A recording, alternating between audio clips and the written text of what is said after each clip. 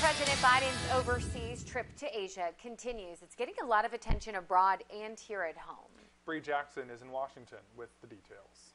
Jenny Adonis, President Biden made a surprising remark about defending Taiwan, a comment the White House later walked back.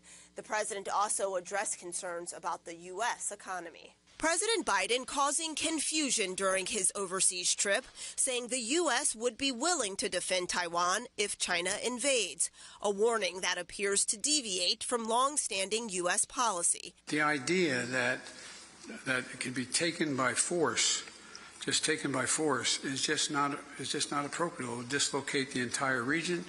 Taiwan, who is self-governed, welcomed President Biden's comments, but China claims Taiwan as part of its territory and expressed strong dissatisfaction and firm opposition.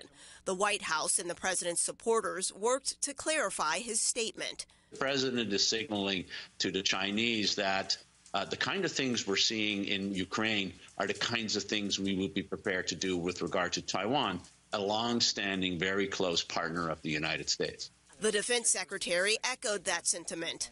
So again, our policy has not changed. While meeting with his Japanese counterpart, President Biden further condemned Russia's invasion of Ukraine, saying the conflict is partially to blame for an increase in gas and food prices. Russia has to pay a long-term price for that. The president also announcing a new trade deal with a dozen Asian nations to address economic concerns. And the United States is deeply invested in the Indo-Pacific. We're committed for the long haul. Knowing pressure is mounting with Memorial Day travel and midterm elections, President Biden warning Americans solutions to economic challenges will take time. Before returning to the U.S. tomorrow, President Biden will take part in a Quad summit and meet with the Prime Minister of India, who has so far refused to condemn Russia's invasion of Ukraine.